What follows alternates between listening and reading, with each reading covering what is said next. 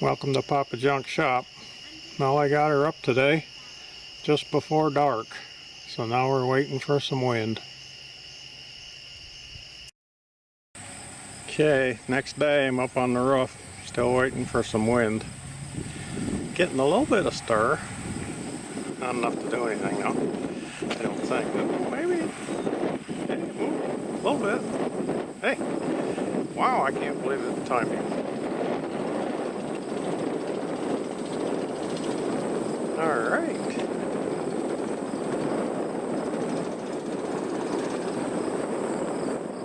I decided to name this one.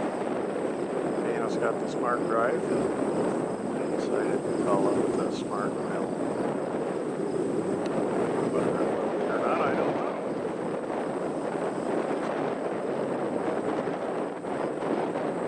So I made a little shield over the top, maybe to keep the snow and the ice and a little bit of rain off of it. And I'm not going to use the slip rings because I've had nothing but trouble with slip rings over the years. So I put a Romex connector in the top here. And it just goes down through to my temporary setup here. And I got a new three-phase diode coming, and I'm going to change that wire out to 3 wires, put the diode in on the controller. So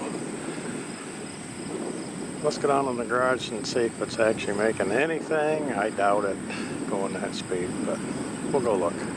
Back on the ground, and of course it stopped, so I guess we're not going to see if it made anything. We'll have to wait for some real wind, I guess. Okay, it's been up for like 3 days, and I got a little sample of some wind. Right now, the wind is blowing, but my batteries are all the way up, and it's on bypass. So it's going into a dump load, and that's how slow it goes when it's on the dump load. It really acts like a brake, I guess. But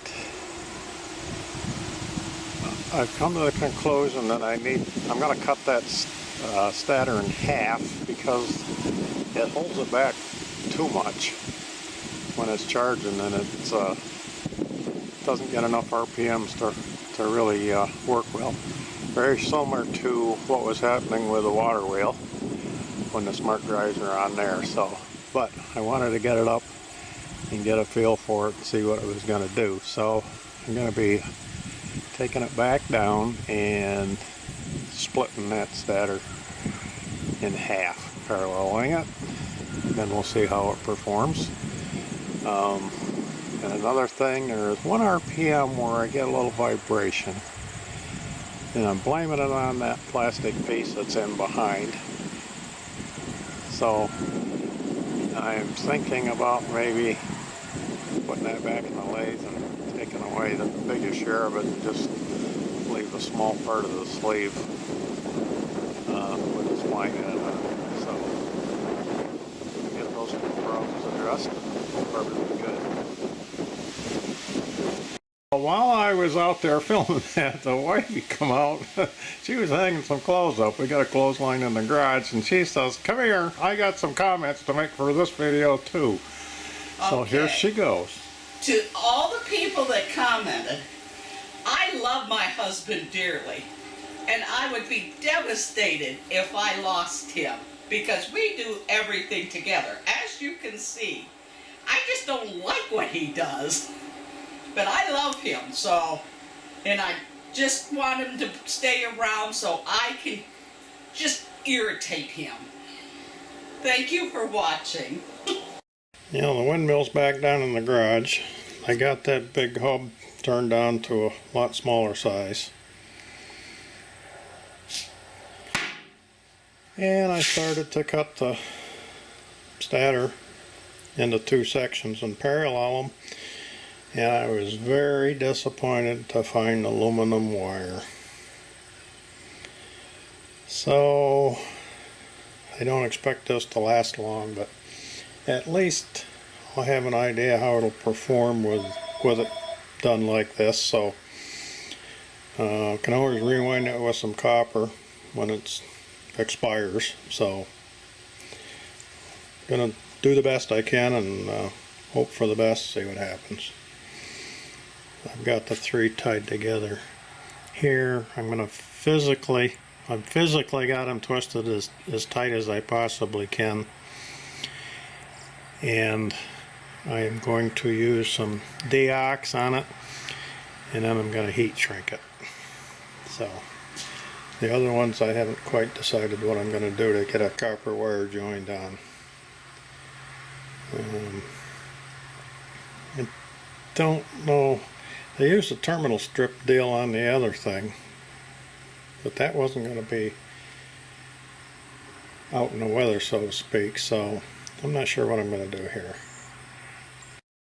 Well, I had the windmill up for about a week, and we got a little, I wouldn't call it wind, breeze, and I seen about 10 amps out of it one time, but I think I'm going to be happy with it. But I still had some issues with it. One spade that wanted to wiggle around, so I took it back down and set it up in the vise with just the bearings and not the magnetic part attached, and tried to see if it was out of balance, and it didn't seem to be bad. I had a real hard time getting it to stop in the same place twice. It pretty near always was random. So I decided to check the distance between the tips of the blades and they weren't consistent. So I've been about an hour getting them all redone, and I put it back on, and I think I improved it a little bit. The only other thing that I thought might be the issue is that, let me take you in the garage and I'll show you. I can get through the mess here. I got all kinds of stuff going on. So I've got this in the vise, trying to get this out.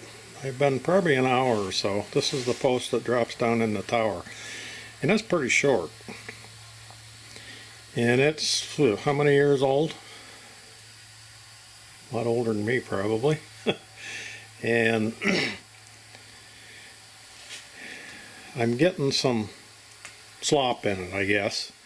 And I'm thinking that maybe part of that is when you get enough pressure on the blades that it's pushing and tipping the thing like this and causing it to wiggle. So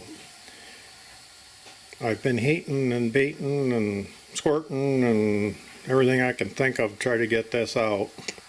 I don't know if it's threaded. There was a grease fitting in here, but it actually didn't go anywhere, which is weird. So maybe this is supposed to be a set screw. I don't know. I've been greasing that and apparently it hasn't been going anywhere.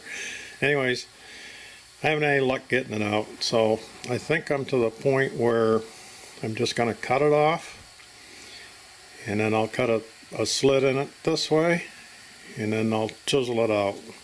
And I've got another longer piece, probably, the top of that tower is probably a good between 18 and 24 inches. So I'm going to put a piece in there that big, see if that takes care of that issue. So wish me luck. Okay, got her cut off, and I got a couple of slots cut down through there. Hopefully you can see that. Now I'll just take a chisel right here and punch that piece out of there, and then I'll fold these sides in. Okay, got her out of there. There's a piece of it. It is threaded.